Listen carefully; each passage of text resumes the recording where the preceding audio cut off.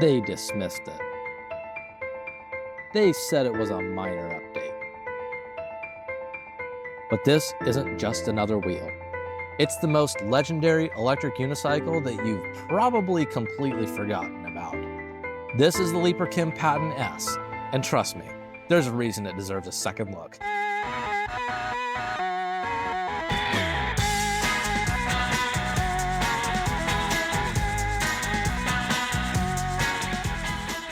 This is the Leaperkim Patton S, the iterative upgrade to the formidable and very popular Patton.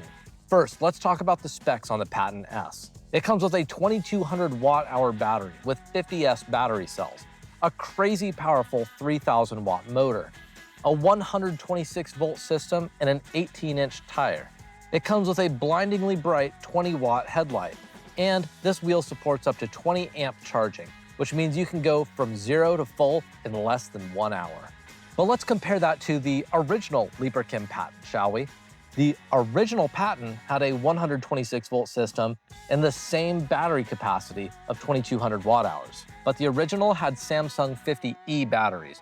With the Patton S's 50S batteries, it can discharge 2.5 times more power than the original Patton was able to do. But best of all, with these batteries, it can charge dramatically faster than the original could. The original Patton had a dumb BMS, or battery management system.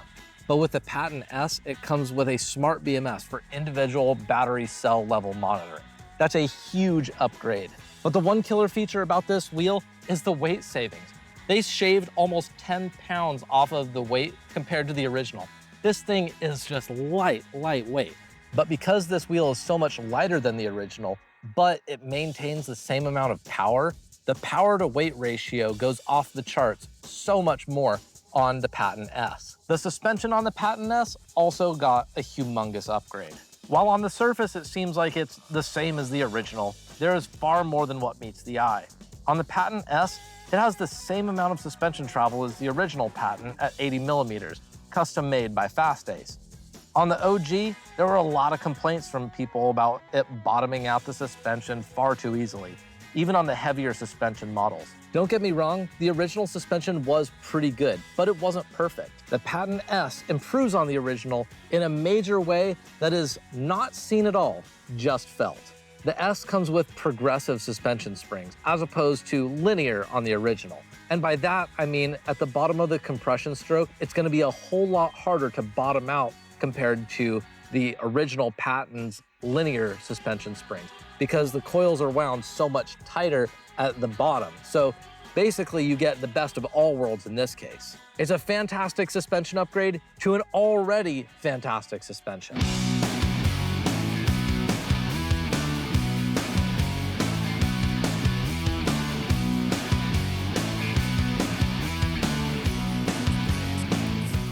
Now let's talk about the happy speed on the Patton S.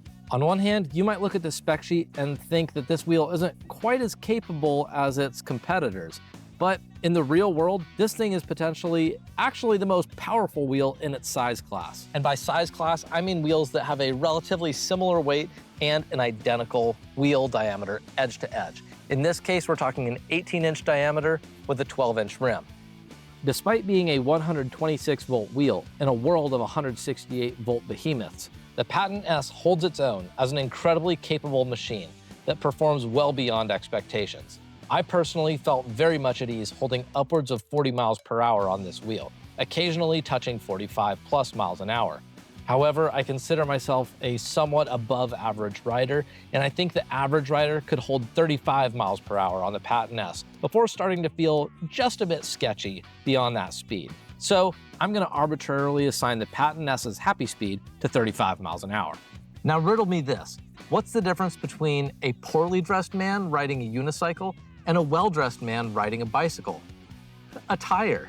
The Patton S is a small machine. Make no mistake. I mean, as we said earlier, it has an 18-inch tire edge to edge with a 12-inch rim. So that means this wheel is designed to be nimble. It's supposed to be highly maneuverable. Tight turning just comes easier with this wheel compared to, say, a Lynx or Sherman L or some other bigger EUC out there. Tight turns are just easier on this machine because it's got a smaller tire. It's just a fact of life. But because the tire diameter is a bit on the smaller side, that means that the angle of attack is going to be steeper when you're trying to go over big bumps when you're doing trail riding. For example, rocks, large roots, stuff like that. It's going to be a little bit tougher on a smaller diameter tire. But that doesn't mean that it can't do trails. Oh no. In fact, on the slightly less technical trails, this is where the Patton S truly shines. And now it's time to air my complaints and grievances about the Patton S. And honestly, it's really hard to do that without making it just sound like this is an ad for this wheel.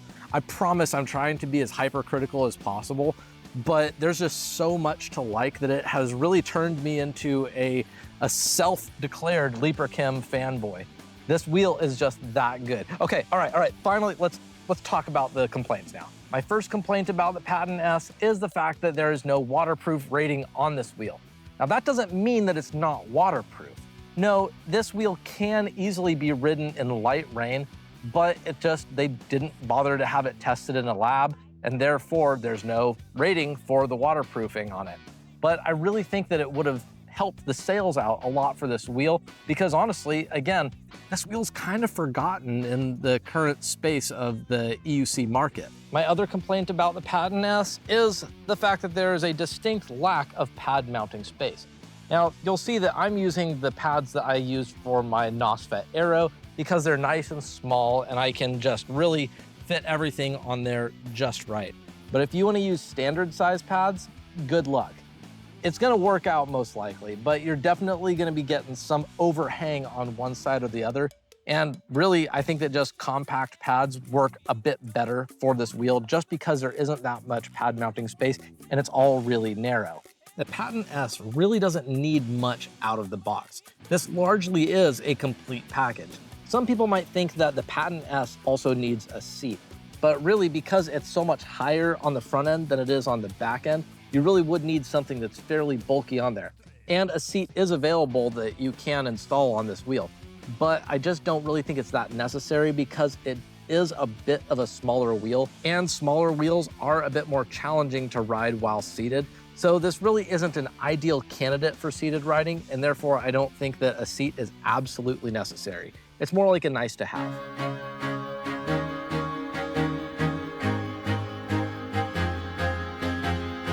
Let's finish this video on the same note that we started this video on. The Patton S is a forgotten legend. Because on paper it's so similar to the original Patton, so many people just dismissed it. They thought that this was a superfluous upgrade, if you can even call it an upgrade at all.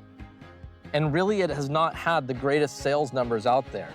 Certainly better than its competitors, but this really is the unsung hero of the 18-inch wheel class. The Patton S deserves so much more praise than it has already received.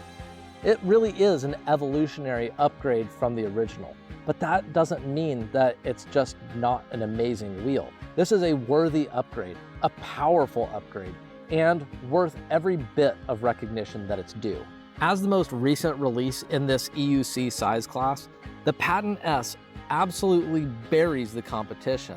As of mid-2025, the Leaperkim Patton S is the only one that I would choose among all of those for personal ownership. If you want to get the Patton S for the best price anywhere with outstanding customer support, check out nextgenmobility.org. That's all for now. Thanks for joining me, and I'll see you next time.